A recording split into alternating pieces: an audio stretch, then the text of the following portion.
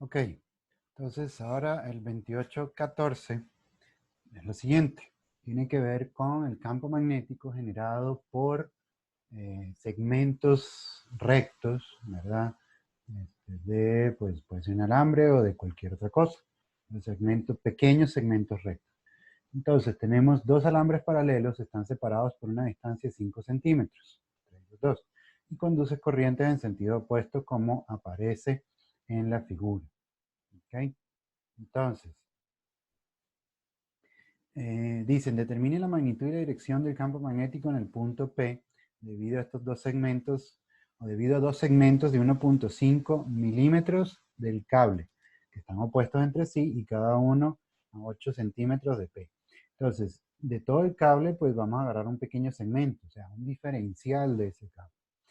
Ambos están a la misma distancia del punto P, fíjense dónde está el punto P, y tenemos corrientes que van de un punto a otro. Entonces, ¿qué es lo que tenemos? Pues lo que tenemos es lo siguiente. Nosotros vamos a utilizar lo que sería, lo que se conoce como la ley de Biot-Savart en su forma diferencial.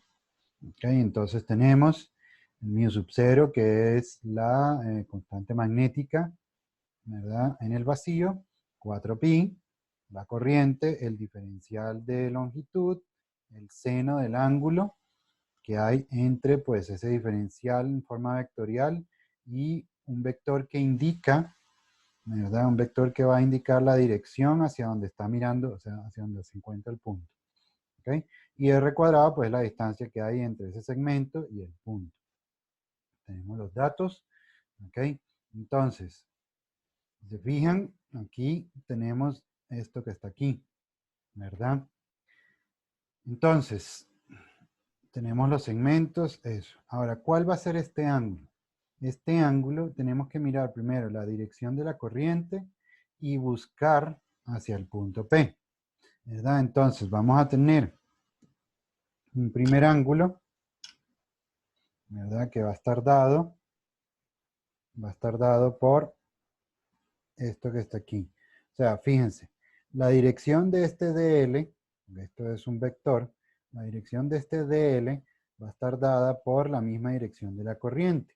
Entonces, para este primer segmento, la dirección es la misma de la corriente y como nosotros tenemos que este DL o este ángulo se forma yendo desde el DL, de la dirección DL, hacia el punto que nosotros queremos buscar el campo magnético, entonces el ángulo que se forma es este que está aquí. ¿Ok? Ese que está ahí. Ahora, este DL, fíjense que va en dirección contraria, o sea, va para acá, va para allá.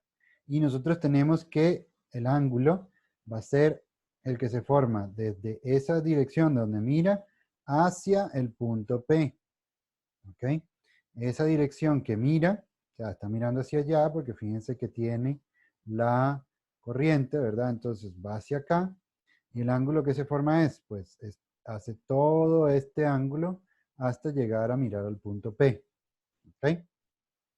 Ahora bien, esto también está relacionado con la regla de la mano derecha. O sea, voy a ponerlo aquí, todo este ángulo es pi2. ¿Ok? Entonces, todo esto también está relacionado con la regla de la mano derecha. ¿Ok? Porque eso nos va a indicar hacia dónde va a mirar el campo magnético. ¿Ok? Entonces, el campo magnético, en este caso, pues, va a mirar, ¿cómo sería? Pues tendríamos que buscamos, ¿verdad? Vamos la corriente, buscamos, a ver, vamos la corriente, a ver si lo pongo, ajá. Tenemos la corriente para allá y buscamos el punto que está para este lado.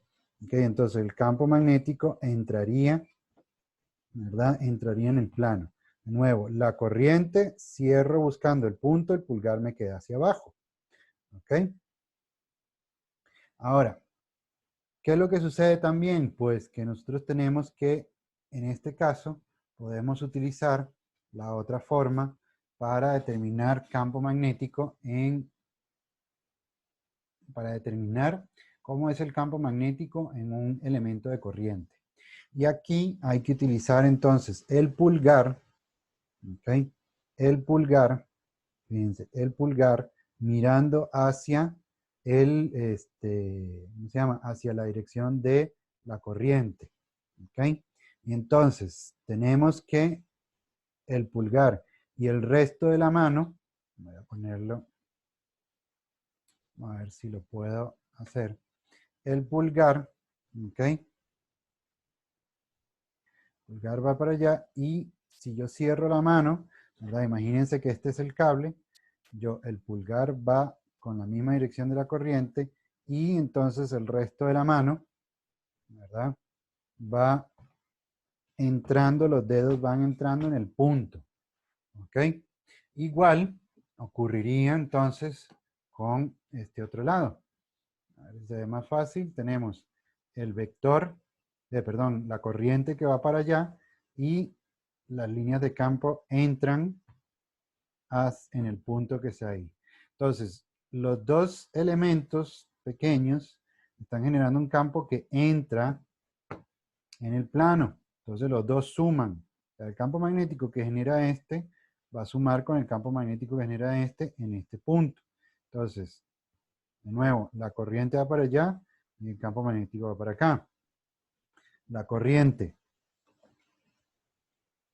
va para allá y el campo magnético también entra. ¿Ok? Les invito a que lo traten de hacer ustedes para que se den cuenta con esa parte. ¿Ok? Entonces, en cuanto a la dirección, pues, si queda alguna duda, pregunten, ¿verdad? Porque yo sé que esto no es sencillo, esta parte de la dirección, pero bueno, ya teniendo los ángulos, ¿ok? Ángulo de siempre hacia donde mira la corriente y buscamos hasta el punto P, ¿ok? Entonces, como les había dicho, pues por la dirección, ambos diferenciales de campo magnético, pues suman, porque van en la misma dirección. Entonces tenemos, pues, estos dos. El I1, seno de cita 1, y 2, seno de cita 2. Las distancias, los R son el mismo, ¿ok? Y los DL pues son exactamente iguales. Entonces, ¿cómo calculamos el primer seno? Pues el seno de este, ¿verdad? Es el opuesto, que vale lo mismo que la mitad de esta distancia, entre la hipotenusa. Entonces, 2,5 entre 8, porque la distancia D es 5 centímetros. Entonces, D medios entre 8 da 0,32. Entonces, ahí tenemos el seno. Fíjense que no hay que buscar el ángulo. Ya tenemos lo que vale el seno del ángulo que sería este. Ya tenemos el seno y lo que necesitamos es el seno del ángulo. Necesitamos el ángulo como tal. Ahora, ¿qué pasa si hacemos este otro ángulo? Pues, ¿qué es lo que sucede? El seno del otro ángulo son 90 grados más algo que vamos a llamar alfa. ¿Ok? Más algo que vamos a llamar, digamos, este aquí, lo vamos a llamar alfa. ¿Ok? Entonces, esto serían 90 grados más lo que vale alfa. ¿Ok? Entonces, ¿cómo calculamos?